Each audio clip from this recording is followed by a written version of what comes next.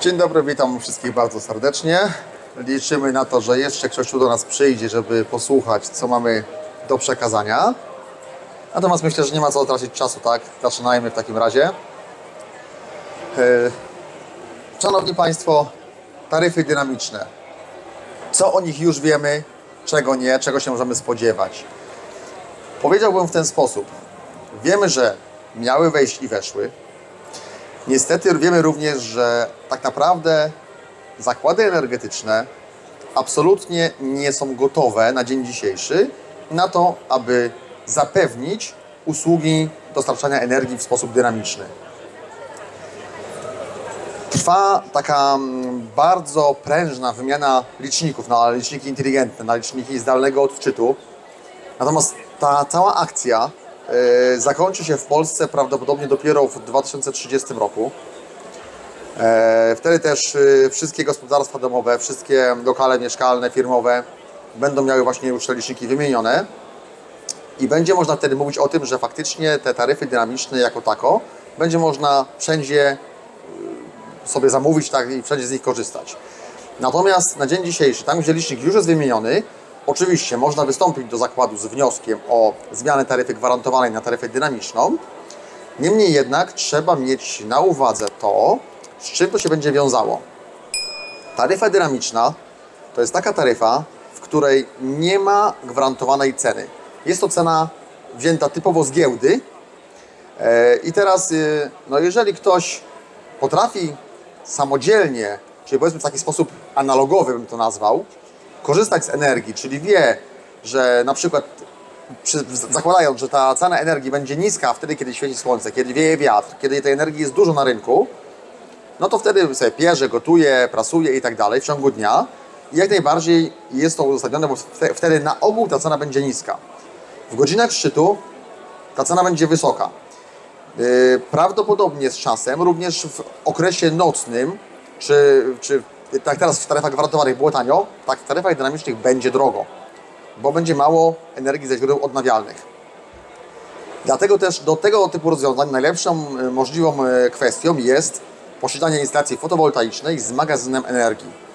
Bo wtedy możemy taki system zautomatyzować i dopasować go do cen giełdowych i odpowiednio tą energią sobie zarządzać, czyli stworzyć tak zwany dynamiczny ESS, który będzie tak tą energię pobierał, czyli jakby dla nas przeznaczał na autokonsumpcję i na ewentualne odsprzedawanie tej energii do sieci, aby było to dla nas najbardziej korzystne. I oczywiście to, co jest dla nas korzystne, jest niekorzystne dla zakładów energetycznych i vice versa. Tak było zawsze i tak będzie i teraz. Natomiast czy można temu przeciwdziałać? Można. Wystarczy mieć oczywiście odpowiednio dopasowany magazyn energii do własnych potrzeb i w tym momencie, jeżeli to będzie już zapewnione, to możemy sobie to tak wszystko skonfigurować, aby korzystać maksymalnie ze źródeł odnawialnych, czyli z fotowoltaiki, tudzież z wiatru, na własnym, powiedzmy, podwórku, na własnym gospodarstwie domowym, ewentualnie sieć pobierać energię tylko wtedy, kiedy jest tanio, a oddawać ją do sieci tylko wtedy, kiedy ona jest droga w tej sieci, żeby jak najwięcej na tym zarobić i oczywiście wtedy, kiedy jest to możliwe, bo no niestety, ale często jest tak, że napięcie w sieci jest na tyle wysokie, że tej energii do sieci oddać po prostu nie możemy. Musimy wziąć pod uwagę również tak zwane kwestie pogodowe. Czyli system powinien przewidywać forecast pogodowy i teraz patrzeć, że jeżeli mamy magazyn energii i na przykład chcielibyśmy go doładować z sieci w chwilach, kiedy jest energia tania i chcemy tą energię oddać po południu czy wieczorem, no ale może się okazać, że następnego dnia będzie bardzo pochmurny, deszczowy dzień i wtedy energii już nie będziemy mogli pobrać, bo ona będzie droga w tej sieci, a produkcja z fotowoltaiki będzie słaba. Czyli system powinien odpowiednio wcześniej wiedzieć, że oddawanie energii do sieci danego dnia jest bez sensu, no bo kolejnego będziemy musieli ją pobrać dużo drożej.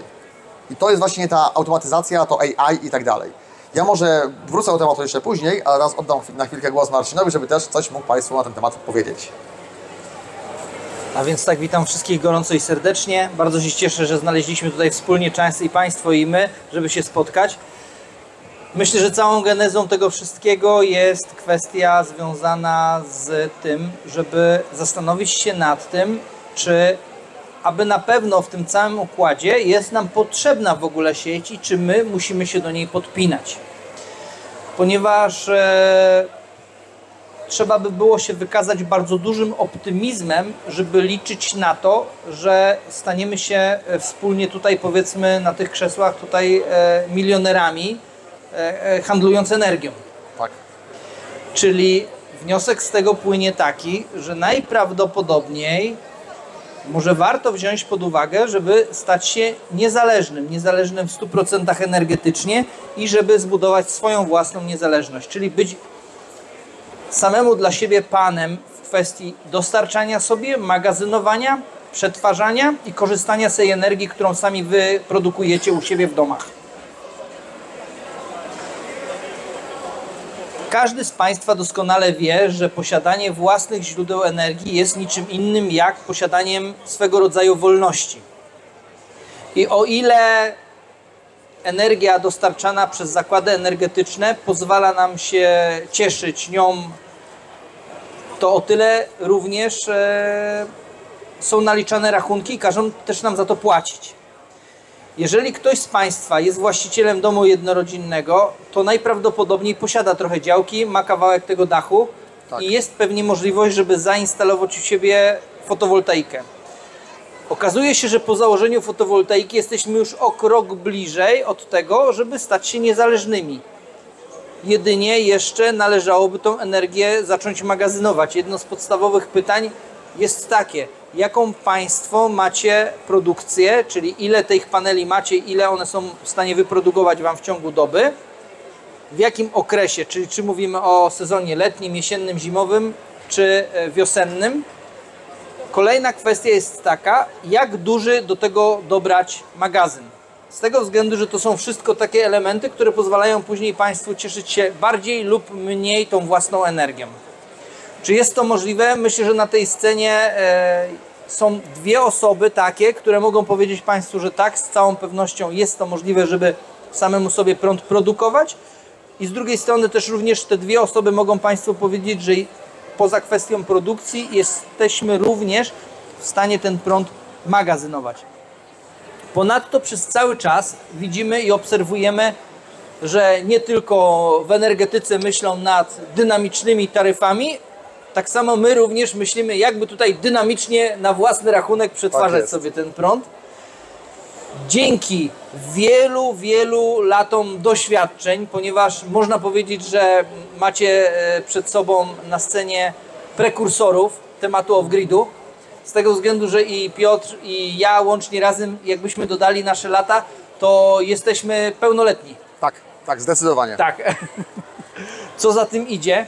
Jeśli i jemu, i mi udało się, a biorąc pod uwagę, że nie mieszkamy pod tym samym adresem i w tym samym domu, to skoro jemu i mi udało się żyć i funkcjonować bez podłączenia do sieci elektroenergetycznej i oprócz tego i Piotr, i ja również mamy przykłady wśród naszych znajomych, osób, które również przyłączyły się żywo do nas, czego świetnym przykładem są emitowane odcinki na naszych kanałach.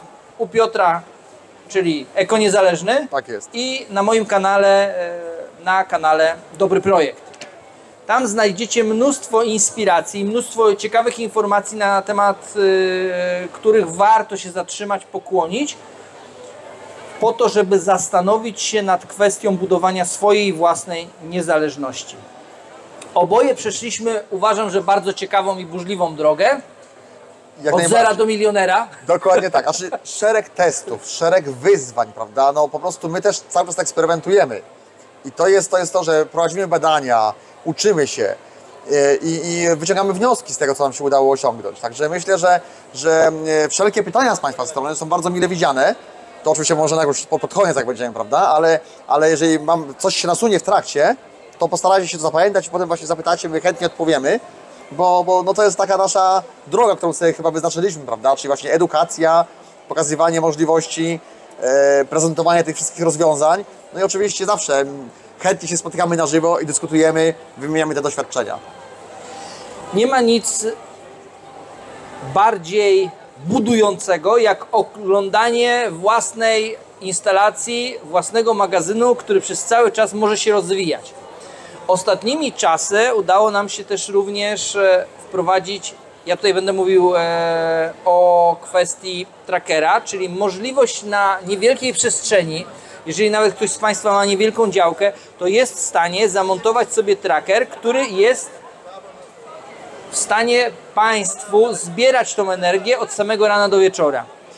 I tak jak w moim przypadku jest to tracker, który u nas stoi od stosunkowo niedawna, tak, dosłownie od tam kilku tygodni, to w przypadku Piotra mamy tracker, który jest u Ciebie zamontowany już ładnych parę lat. Już tak naprawdę 8 rok w tej chwili, kiedy tracker stoi, kiedy funkcjonuje.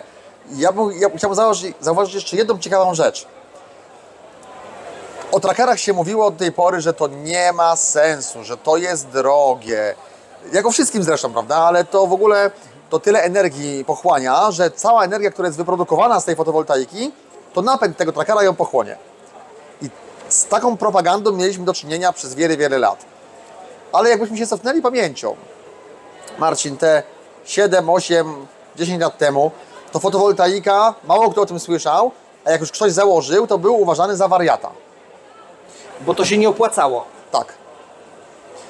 Magazyn energii to już w ogóle była abstrakcja.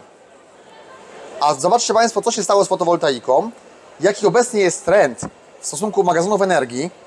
Jak myśmy o tym mówili przez lata, że warto wejść w fotowoltaikę, instalujcie, montujcie, zakładajcie, to wiele osób posłuchało i założyło, a część mówiła nie, nie ma sensu, nie opłaca się. A teraz przychodzą i płaczą, że ceny energii poszły do góry, a oni nie skorzystali z net meteringu, tylko teraz mają net billing albo w ogóle mają problemy, nie mogą energii oddawać, nie chce im zakład instalacji odebrać. No ale to wynika, myśmy to o tym widzieli wcześniej, prawda, tylko że no, nas nie chciano słuchać. Jak mówiliśmy, że magazyny energii będą popularne, będą w każdym domu, to każdy mówił, nie, to się nie opłaca, to nie ma sensu, to będą jednostki, które będą brały. W tej chwili wszedł program Mój Prąd 6.0 we wrześniu, już nie wiem, czy się już nie skończył, bo 2 tygodnie chyba już się środki skończyły. Prawdopodobnie będzie jakby dostrzyknięte będą środki kolejne przez rząd, bo no 400 milionów złotych się rozeszło po prostu natychmiast. Więc będą kolejne dodatki, żeby ten program jeszcze dalej mógł funkcjonować. To samo teraz dotyczy trackerów. Za chwilkę będą trackery popularne, bo dzięki trackerom uzysk energii jest dwukrotnie większy z tej samej mocy instalacji. Przy trackerze dwuosiowym. To jest naprawdę ogromny jakby zysk energetyczny dla gospodarstwa domowego. Często jest tak, że mamy małe działki, nie ma miejsca, więc ten tracker jest właśnie wręcz pożądany na tej działce, żeby go postawić, założyć. Elektromobilność, auto elektryczne, też wielu mówi, nie ma sensu, to się pali, to jest niebezpieczne i tak dalej. Nieprawda. No i to idzie wszystko w tym kierunku. Mamy transformację energetyczną, potężną w tej chwili, z którą albo się pogodzimy, albo będziemy, że tak powiem, w opozycji do niej. Natomiast no, fizycznie to się skończy tym, że prędzej czy później i tak wszyscy będą musieli skorzystać z tych rozwiązań. Pytanie tylko, czy skorzystają teraz, kiedy ceny są jeszcze naprawdę dobre, czy będą później płacić o wiele więcej za wszelkiego rodzaju montaże, przeróbki, czy jakby jakieś udogodnienia, które będą chcieli sobie zainstalować. Czy można sobie wyobrazić coś bardziej miłego, przyjemnego i sympatycznego, jak to, żeby żyć bez płacenia rachunków?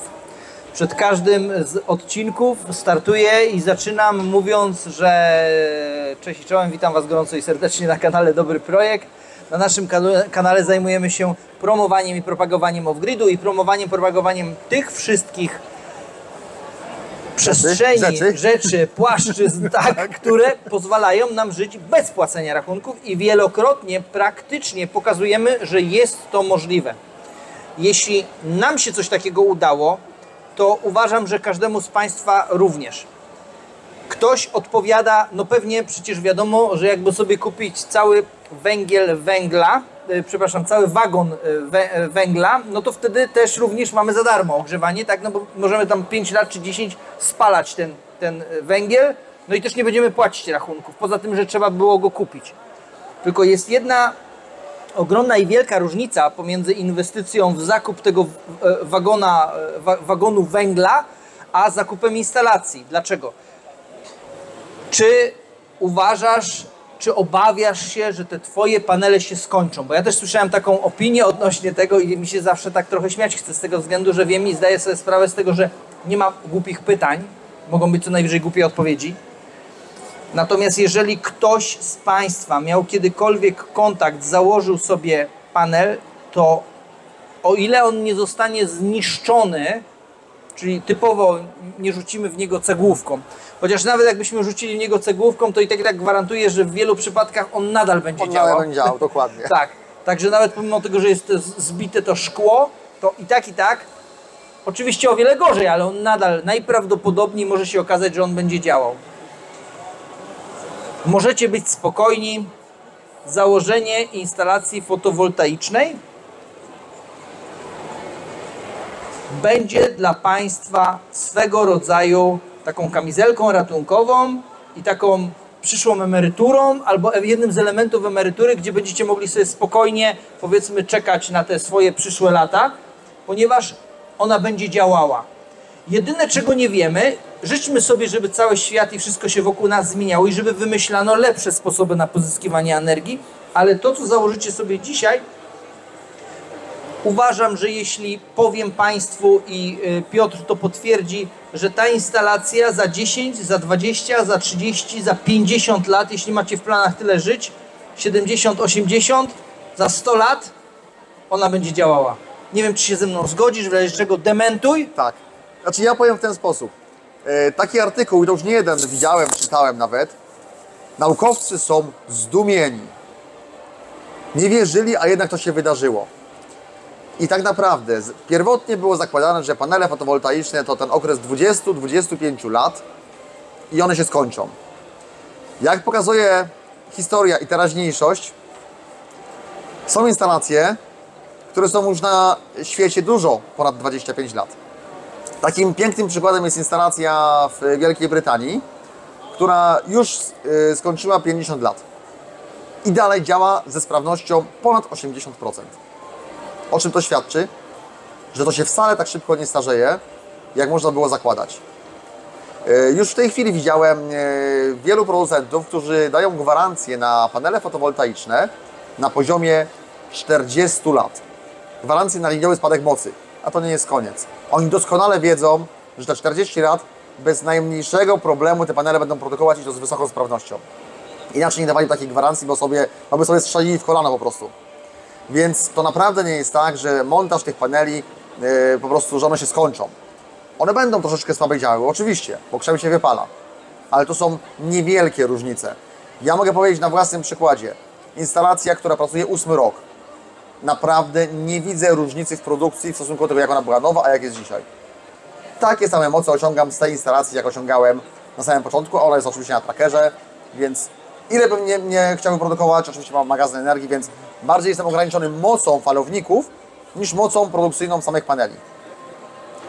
To, co się może zepsuć i co prawdopodobnie się zepsuje, to jest falownik.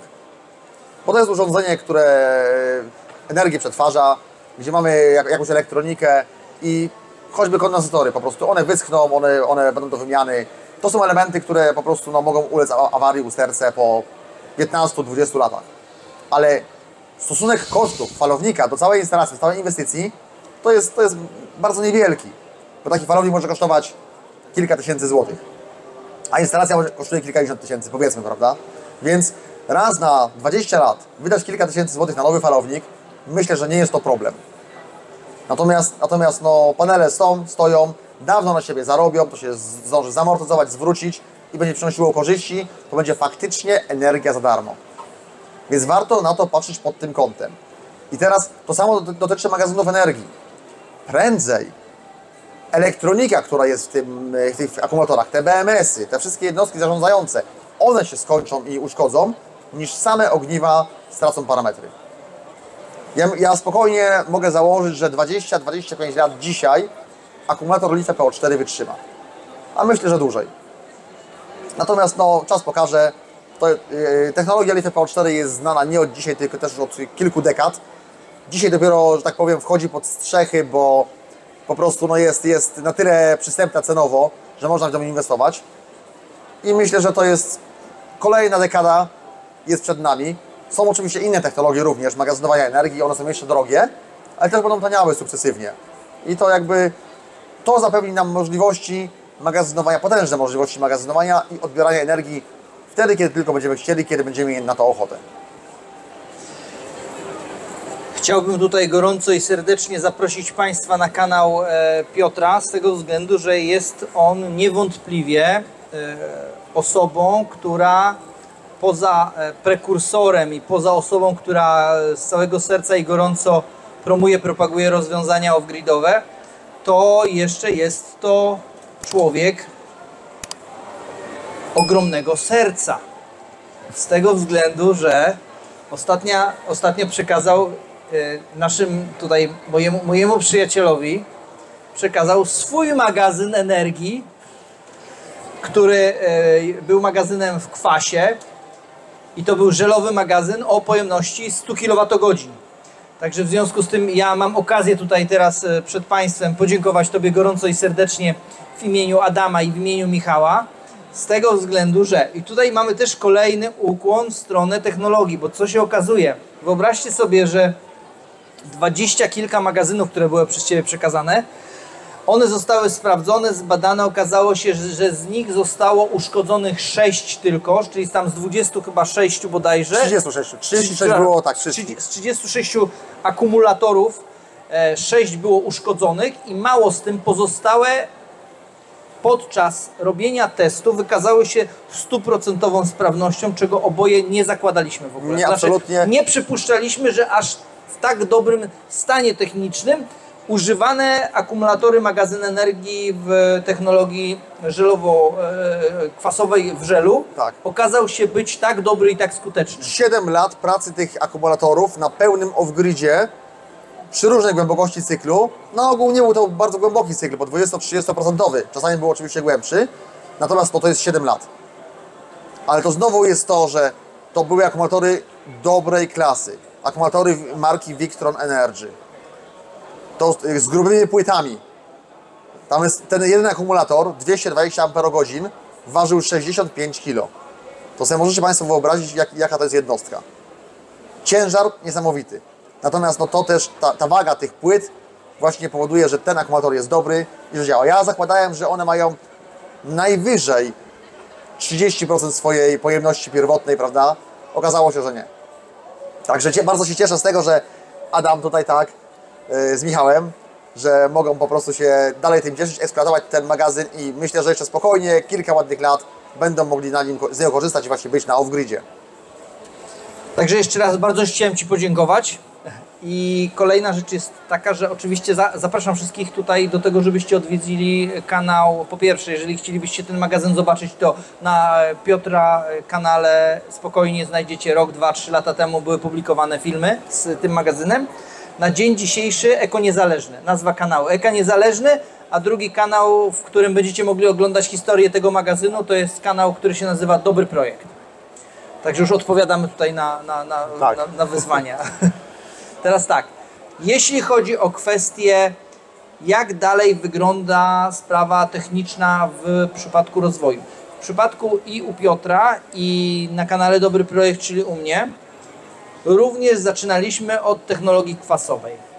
Bo i ja, i Ty razem przechodziliśmy przez drogę ołowiu, można powiedzieć, bo to jest bardzo stara technologia, która pewnie tam za chwilę to już może i nawet z 200 lat będzie miała.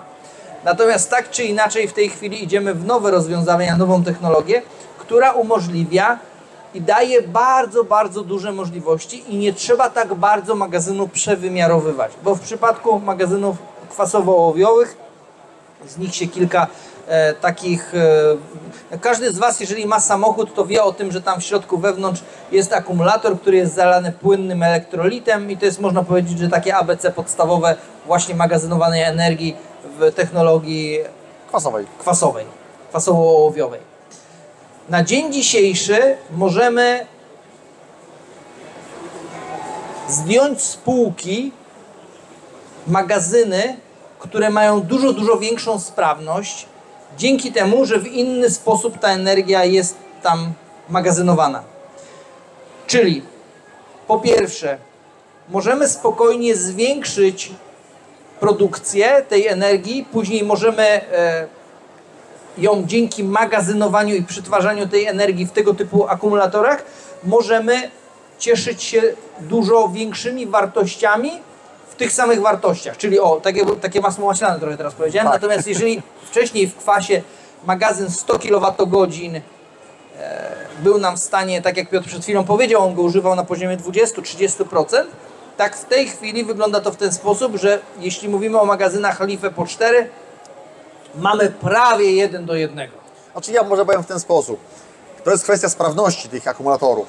Natomiast no generalnie w technologii żelowej, czy technologii AGM, prawda, to jest kwas wszystko, tylko jakby troszeczkę inne wykonanie tego akumulatora. Nie mówimy absolutnie o akumulatorach rozruchowych, bo akumulator rozruchowy taki do samochodu, on nie będzie działał tak wysokosprawnie. On jest najtańszym możliwym akumulatorem, natomiast jego zadaniem jest wydanie bardzo wysokiego prądu z siebie w krótkim okresie czasu. I on ten prąd wyda, po czym kilka takich dużych rozładowań i ten akumulator po prostu jest wyładowany. Jak go nie naładujemy szybciutko, to można go wyrzucić. Natomiast akumulatory dobrej klasy, kwasowe, mają tych, powiedzmy, tych cykli pracy nie tak tamten około 300-400, tylko mają, powiedzmy, 700, 800, 1000, zależnie oczywiście od głębokości rozładowania. Natomiast jeżeli będziemy patrzeć na sprawność tego akumulatora, to taki akumulator kwasowy będzie miał sprawność, jak będzie nowy, w okolicach 60 do 70%. Ale powtarzam, dobrej klasy akumulator. Przy czym no, liczba cykli versus jego cena, no niestety nie jest za wysoka. Jak będziemy to optymalnie używać na właśnie niewielkim cyklu, to ten akumulator nam wytrzyma spokojnie te 10, nawet 12 lat. Co u mnie się potwierdza i teraz powinien się potwierdzić dalej u kolegów, którzy ten magazyn ode mnie otrzymali. Natomiast jeżeli przejdziemy na LiFe PO4, czy tam w skrócie mówiąc LFP, to jest to technologia, która sprawność swoją ma na poziomie 97% plus. To nam wyszło z wyliczeń, z testów, z badań, że tak naprawdę ładując do takiego magazynu kWh 0,97, 0,98 odzyskujemy z powrotem na pełnym rozładowaniu, przy czym dobrej klasy akumulator ma w granicach 6000 cykli swojej pracy. Czyli jeżeli przyjmiemy, że cena takiego akumulatora LiFe PO4 jest dwukrotnie wyższa od akumulatora kwasowego, od żelu na przykład, ale liczba cykli jest praktycznie 6-krotnie większa, no to odpowiedź jest bardzo prosta. Która technologia jest bardziej opłacalna, która będzie dłużej żywotna, która na więcej pozwoli, która więcej zniesie, bo kwas, jeżeli rozładujemy poniżej pewnego poziomu, poniżej 10,5, no w przypadku tych bardzo dobrych akumulatorów nawet do 9 V pozwalają na to rozładowanie, to jest pełny cykl, no to mamy tych cykli, jak tak powiedziałem, powiedzmy te 700-800. Jeżeli będzie to LiFe PO4, mamy ich 6000 przy takim pełnym rozładowaniu. Jeśli cykl będzie płytszy, oczywiście cykli będzie tyle samo, tyle że on będzie występował rzadziej, bo powiedzmy nie raz na dobę, tylko raz na półtorej doby, raz na 2 doby i to powoduje, że żywotność tych magazynów jest o wiele większa. 6000 razy przy założeniu raz na dobę to jest 16,5 roku. Jeżeli to będzie 6000 razy co 2 dni, no to łatwo policzyć. 3 dekady. Więc jeżeli się elektronika nie zestarzeje, to ogniwa na pewno nie.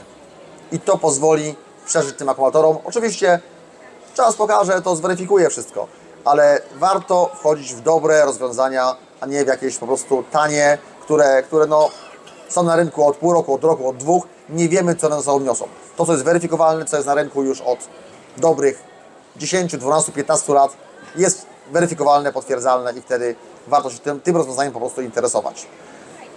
Temat, który poruszyłeś, nosił znamiona również takiego wydźwięku w przeliczeniu na lata. I teraz, jeżeli ktokolwiek z Was chciałby pomyśleć nad swoją własną niezależnością, być może faktycznie na emeryturę, to nagle okazuje się, że jeżeli w naszym zasięgu jest 20, 30, a może i 40 lat w kwestii magazynowania tej energii u nas na naszych urządzeniach, to okazuje się, czy nie warto byłoby sobie tworzyć swoje własne zabezpieczenie. Nie wiem jak Ty, Piotr, natomiast ja de facto budując swoją własną niezależność energetyczną, mam takie wrażenie, jakbym sobie stworzył mój własny 3., 2., 4. czy tam 15. filar, który pozwoli mi spać spokojnie, jak któregoś dnia tych włosów będziemy mieli trochę mniej albo będą trochę bardziej siwe, to ja będę miał takie wrażenie, że ja nie muszę się zastanawiać nad tym, po pierwsze, jak ogrzać dom, skoro już na dzień dzisiejszy opieram to na prądzie, na własnym prądzie, na własnym magazynie, na hybrydowej pompie ciepła, czyli mam 2 niezależne źródła, które to zasilają. Czyli wiesz, krok po kroku możemy iść w stronę totalnej niezależności finansowej, ale wtedy, kiedy tak naprawdę chcielibyśmy się cieszyć tym życiem najbardziej, czyli mieć święty spokój i nie zastanawiać się nad tymi rachunkami. No więc właśnie poruszyłeś dwie bardzo ważne kwestie.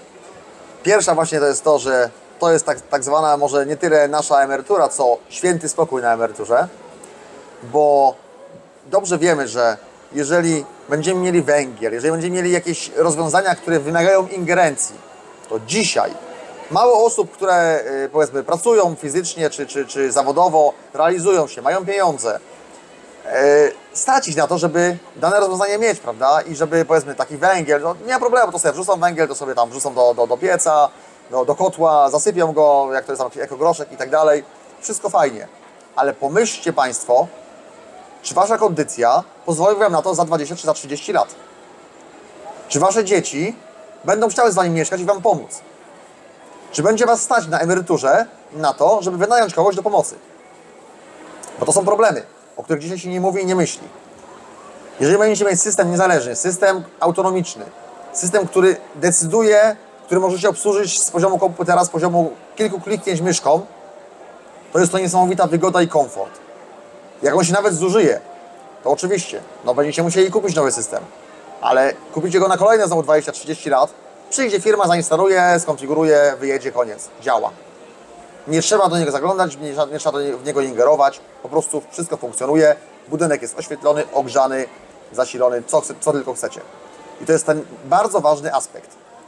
Ale drugim, to co Marcin powiedział, to jest to, że te systemy są skalowalne.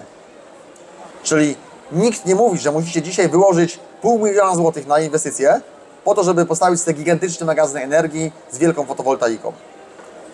Należy to zrobić tak, żeby odpowiednio dopasować moc falowników do swoich potrzeb, ewentualnie potrzeb przyszłych za 2, za 3, za 5 lat. Natomiast kupić sobie niewiele tych akumulatorów, kupić sobie trochę paneli, zainstalować, a z czasem możecie paneli dołożyć, akumulatorów możecie dołożyć, magazyn rozbudować. Jak to będzie technologia LiFePO4, to się w zasadzie nie będzie starzało tak bardzo. Czyli jeżeli każda jednostka akumulatora będzie miała swój BMS, to każda będzie zarządzana niezależnie od pozostałych. Czyli to, że któreś będą starsze, będą nawet troszeczkę zużyte, te nowe nie będą wpływały negatywnie na te nowe, dołożone. I ta pojemność będzie rosła, to się da rozbudowywać co roku, co 2, co 3 o nową pojemność, o większą pojemność. Magazyn jest coraz bardziej wydajny, coraz większe możliwości daje w tym momencie. I to pokazuje, że właśnie nie trzeba naraz wykładać dużych pieniędzy z kieszeni, co tak naprawdę wiele osób najbardziej boli.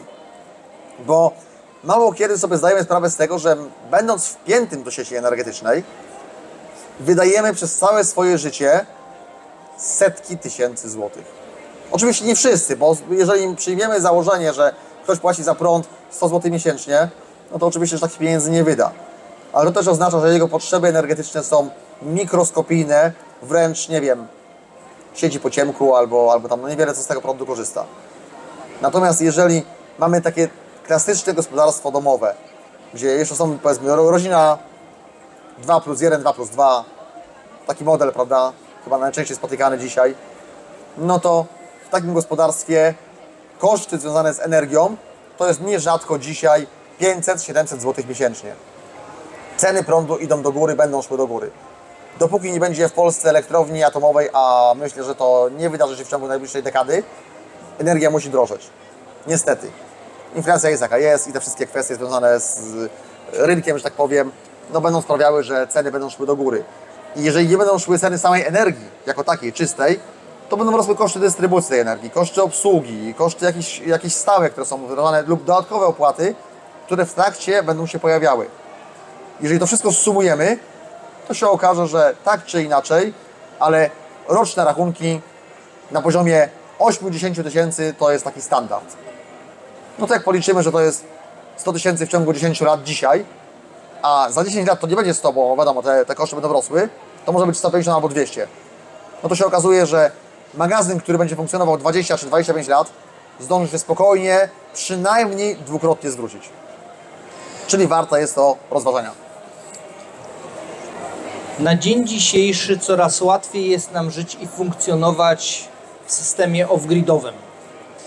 Tak jak na samym początku cała ta zabawa trochę wyglądała jak taki preparing, bo zastanawialiśmy się, czy aby do rana starczy prądu, czy jeśli nie wyjdzie słońce, czy w ogóle jest szansa, że jutro będziemy mieli ten prąd.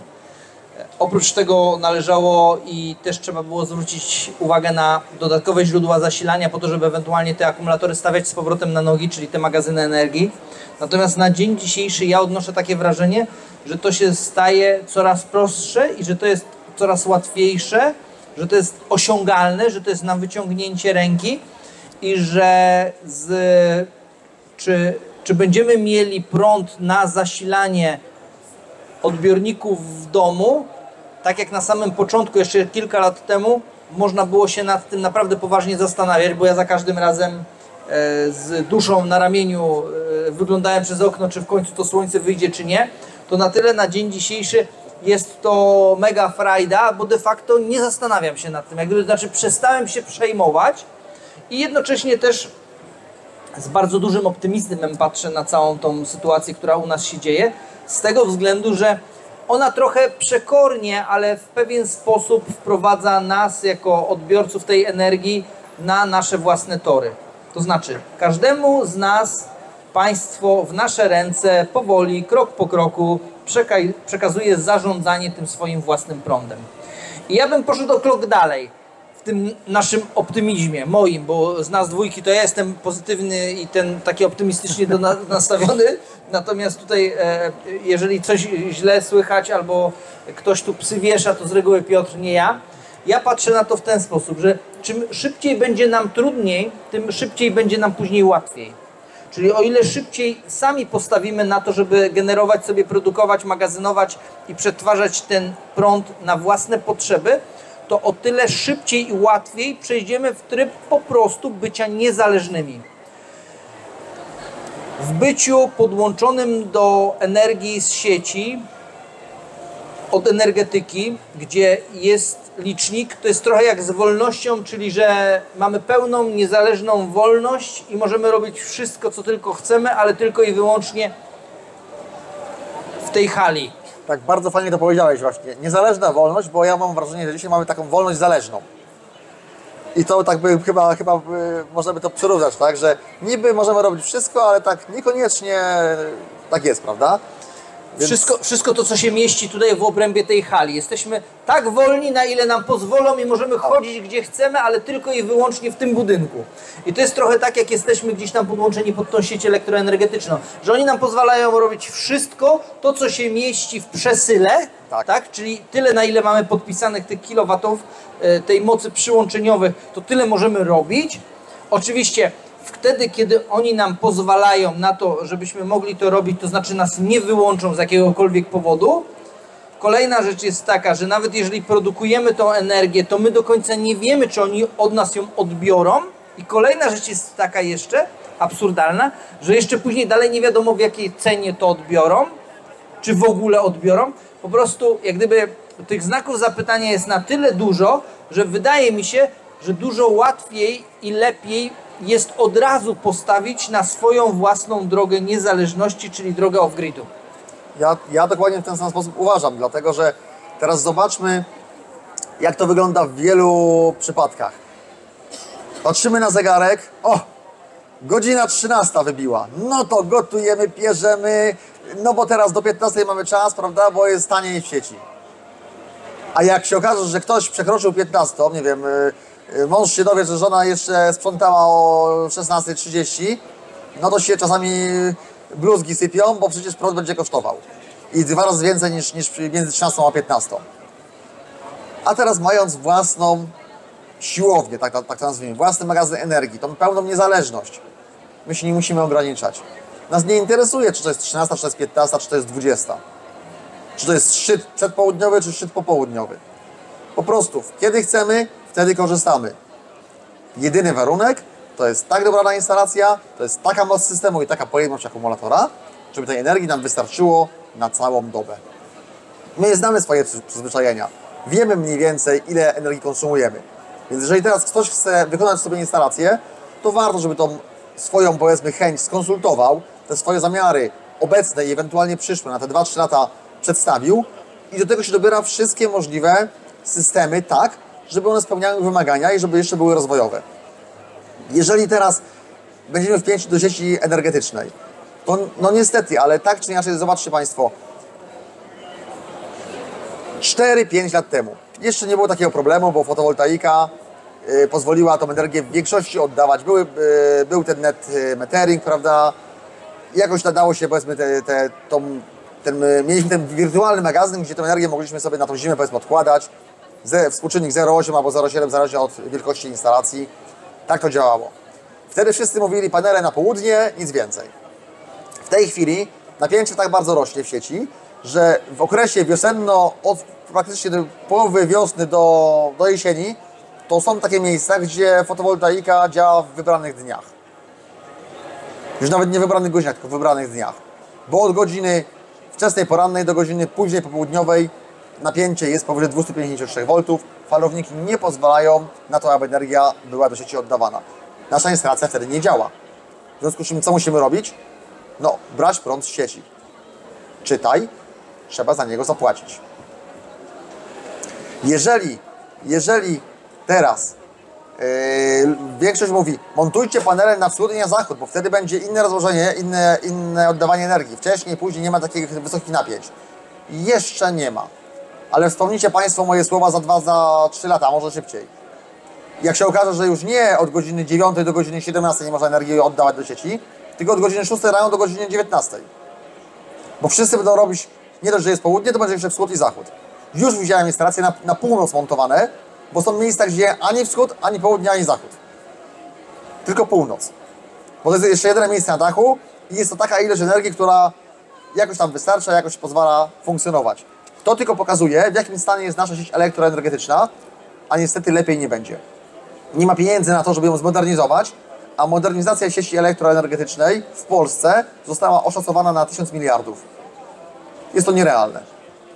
PKB Polski na to nie pozwala przez dekadę. Razem z Piotrem chcielibyśmy tutaj wspólnie Państwa zaprosić na kolejną, drugą edycję targów, które odbędą się w czerwcu. Mieliśmy okazję w tym roku, w roku 2024 organizować pierwsze na świecie i autentycznie okazało się, że byliśmy pierwsi na świecie, którzy organizowali targi o tematyce off-gridowej, czyli targi poświęcone temu, jakby to tak można było żyć bez płacenia rachunków i u siebie. Okazało się, że ktoś w Niemczech reklamował się i ogłaszał te targi i było to miesiąc czy 2 miesiące po naszej edycji, ale to było przed naszymi targami. Miesiąc czy 2 miesiące później, bodajże w sierpniu, organizował targi, które mówił, że będą pierwszymi targami. Tak. Okazało, że się spóźnił o 2 miesiące, także my w Polsce zrobiliśmy. Ja myślę, że to jest trochę tak, że my jesteśmy bardzo przekorni. Jak nam się mówi, że coś trzeba, to my mówimy, no nie trzeba. Wy zobaczycie jeszcze, że ja tam wam nic, 5 zł wam nawet nie zapłacę i okazuje się, że faktycznie w Polsce już są takie miejsca, są takie domy, gdzie ani 5 zł nikt z nas nie chce płacić za energię elektryczną. Dlatego tu i teraz po raz kolejny wspominamy i mówimy, że będzie kolejna edycja targów Off-Grid. Ona będzie się nazywała Off-Gridowa Stolica Polski, czyli pod Toruniem. Fajnie, cieszę się z tego względu, że pierwszą edycję, nie wiem czy pamiętasz, ale też mieliśmy okazję tutaj, w Gliwicach. Tak, dokładnie. Zapowiadać dokładnie i ogłaszać. Tak, i wbrew pozorom baliśmy się, że naprawdę będzie niewiele osób, a jak się okazało, naprawdę przyjechało duże grono. Impreza naprawdę była znakomita i zachęcam wszystkich gorąco do tego, żeby przyjechać i się pojawić, bo naprawdę tematy, które poruszamy, omawiamy, to były 3 dni, teraz są planowane 2 dni w przyszłym roku, natomiast no, to są prelekcje przez cały okres praktycznie, plus oczywiście jakaś impreza integracyjna. Tak, będzie na prawda? pewno. Środek lasu, w związku z tym mamy miejsce do tego, jest idealne, świetne. 13-14 czerwiec, zapraszamy, wpadajcie, wpiszcie sobie gdzieś w kalendarzu i znajdźcie ten czas, żeby przyjechać i również budować swoją własną niezależność. Mało z tym jeszcze, co jest bardzo istotne i ciekawe, to mieliśmy 2 strony tych targów, naszych targów w lesie, które się odbyły w tym roku. Mieliśmy bardzo zadowolone, ponieważ przyjechali do nas widzowie, którzy byli zachwyceni, porobili mnóstwo zakupów i wydali bardzo dobrze, bardzo dużo pieniędzy w dobrych cenach z tego względu, że nasi partnerzy, którzy nas odwiedzili, mieli fajne promocje przygotowane specjalnie dla nas, dla naszych widzów i dla naszych przyjaciół, którzy nas na co dzień oglądają. Zapraszamy i zachęcamy oczywiście do odwiedzania naszych kanałów Eko Niezależny i Dobry Projekt. I mało z tym jeszcze, była też druga strona, czyli ci wszyscy, którzy się u nas na naszych targach wystawiali w Dobrym Projekcie w lesie, również byli zachwyceni z tego względu, że okazało się, że mieli bardzo dużo klientów i to takich świadomych. Dlaczego? No bo wiadomo, że u nas lipa nie przejdzie. Więc świetna jakość, a poza tym to jest nie tylko tematyka energii elektrycznej, to jest tematyka ogrzewania, prawda? To jest czyli pompy ciepła, jakieś inne systemy grzewcze, które są dostępne, rozwiązania dla elektromobilności, carporty, wiaty, szereg rzeczy, które mogą się wydawać, że to nie ma sensu, a to wszystko jest powiązane. Bo Państwo to wszystko chcecie robić u siebie w domu, tylko często nie wiecie jak, nie wiecie do kogo się zgłosić, nie macie wykonawców, a tam ci ludzie właśnie są. Właśnie tam są dla Was. Mało tego, są z nami również koledzy nasi, prawda, z innych kanałów, gdzie również przyjeżdżają i jak macie jakiekolwiek pytania, albo oglądacie inne kanały, niekoniecznie wszystkie, bo wiadomo, że nie każdy wszystkie kanały subskrybuje i ogląda, to też te osoby tam są i po prostu można z nimi porozmawiać w 4 oczy. Zadać pytanie bezpośrednio, uzyskać odpowiedź. Naprawdę warto, bo to są rzeczy, których i wiedza, której tak naprawdę nigdzie nie otrzymacie w taki sposób. Ona będzie pobieżna, gdzieś w internecie znajdziecie, wyczytacie, nie będziecie pewni. Tu otrzymacie ją w pełni, bezpośrednio od osób, które dany temat poruszyły, które go zgłębiają, które testują, weryfikują i przekazują to 1 do 1 faktycznie tak jak jest, a nie na zasadzie, bo mnie się wydaje. I to jest niezwykle istotne. Także no, zachęcam tak samo gorąco jak Marcin. Natomiast chciałbym jeszcze wrócić tutaj krótko do kwestii sieci i samych taryf dynamicznych. Bo tak jak powiedziałem, że kwestie sterowania energią są zależne właśnie od pogody, od tego, co się dzieje w sieci, od parametrów tej sieci. I teraz musicie Państwo być świadomi również tego, że to, że będziecie mieli taryfę dynamiczną, absolutnie nie oznacza, że będziecie w stanie tą energię od tej sieci w jakikolwiek sposób oddać. Wy sobie założycie, że no fajnie, bo na przykład widzicie, że na giełdzie cena jest bardzo wysoka w tym momencie. Ale pamiętajcie, że dokładnie w ten sam sposób pomyśli Wasz sąsiad, drugi, trzeci, 5 i 48. I jeżeli teraz będą taryfy dynamiczne wszędzie, większość osób będzie miała magazyny energii z dynamicznym ESS-em, to sytuacja z oddawania energii w ciągu dnia i z problemów w ciągu dnia przeniesie się na godziny popołudniowo-nocne, gdzie większość osób będzie chciała tę energię oddać, tylko nie będzie mogła, bo napięcie będzie rosło. Więc to, że cena będzie wysoka, wcale nie oznacza, że będzie można na tym zarobić. I oczywiście w jakichś okresach na pewno tak. Wtedy, kiedy będzie deficyt energii, kiedy będzie jej ewidentnie brakować. No ale co jest do tego potrzebne? No dużej pojemności magazyn energii. Tak duży, żeby można było powiedzmy jego połowę pojemności jego oddać do sieci bez obaw, że nam braknie na kolejną dobę prądu.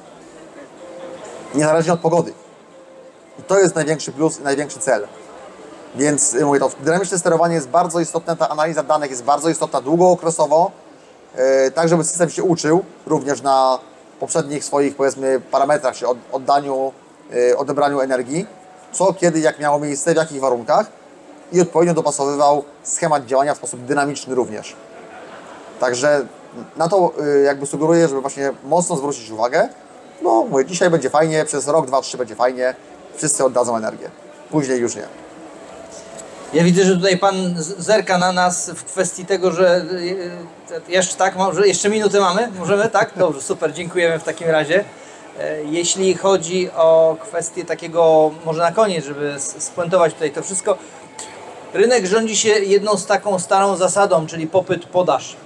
Tak? Jeżeli czegoś jest na rynku za dużo, to traci to wartość, zaczyna to przeszkadzać, jest z tym kłopot. I tutaj jest właśnie przykład tego, że w ciągu dnia, jeżeli świeci słońce, to z reguły świeci i u nas, i u sąsiada i z tego powodu nie ma miejsca już, żeby to odbierać i z tego powodu jest taki duży nacisk na to, żeby tą energię magazynować. Jeśli chodzi o kwestię, to o czym powiedział Piotr przed chwilą, to jest kwestia związana z tym, że tak samo będzie w przypadku właśnie kwestii od sprzedaży tego prądu. Jeżeli wszyscy nagle któregoś dnia stwierdzimy, dobra, wysoka cena, sprzedajemy, no to tak naprawdę to był ten moment, w którym ona już przestaje być wysoka i z jednej strony albo od nas nie kupią, albo z drugiej strony w tym samym momencie ta cena spadnie. W związku z tym, jeśli podejdziemy do tematu handlu energią z przymrużeniem oka, to gwarantuję Wam, że będzie to najprawdopodobniej chyba najlepsze rozwiązanie i ono pozwoli Wam na tworzenie własnego magazynu, własnego systemu z opcją ewentualnie bycia podpiętymi pod sieć, gdzie ewentualnie może się uda ten prąd kupić czy sprzedać w dobrej cenie. Dokładnie tak właśnie będzie.